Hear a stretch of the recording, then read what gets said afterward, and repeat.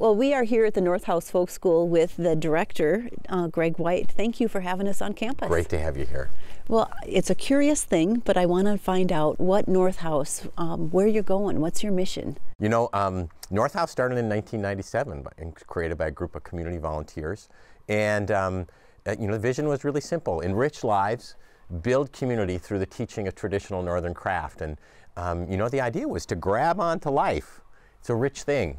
We ought to be learning all the way through that journey, and we ought to be sharing that joyous task of learning and discovering the North and working with our hands with other people, because the more we come to understand and connect with people, of course, the world gets to be a richer and more positive place. Give me a sense of the kinds of classes, and how do you decide which classes are taught here? The world of craft is, you know, is multi-dimensional. We're not a school that focuses, let's say, on wooden boat building or on blacksmithing. We actually have 19 different teaching themes, and ranging from fiber arts to timber framing, boat building to foods. And the world of craft is a wonderful, rich place with so many talented people. And of course, we haven't all met each other yet, but places like North House are about meeting each other. What's wonderful about North House, I mean, you'd think after 17 years, well, we've done it all, we've met them all. Whew. As far as I can tell, there's more blue sky ahead of us than there is behind. The possibilities of the mission, the people we have to meet, the course we have to teach are just so inspiring. Here's the challenge. What was the last class you got to take? Well, rather than talking about the most recent class I've taken, some of the most memorable classes I've taken in recent years, one is ukulele building, which I did with Dave Seaton.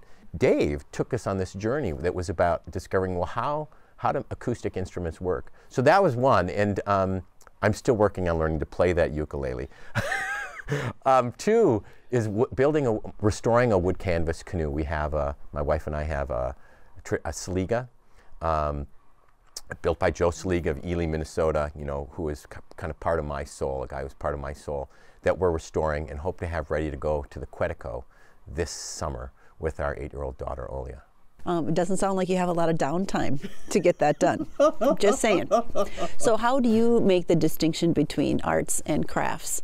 Because I see fiber arts as a piece of what you're doing. I see drawing, I see printmaking, and yet there's wood timber frame building. You know, how do you see the distinction, or don't you? Wow.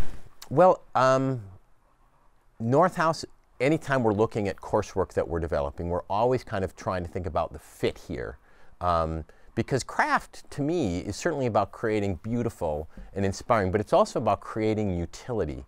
Why did you care about how to make a bowl that was going to be durable and yet beautiful? Well, it was about creating something that would be on your farmstead for generations to come, that would nourish and feed your family. So utility is a big part of what craft is in our mind. North House includes some of both, because we're about connecting the past and the present and looking to the future through the lens of craft. You know, whether it's through a geology workshop or through a photography workshop that explores the life of birds, you know, or whether it's a wildflower hike. We need to find times to stop and understand that landscape here too.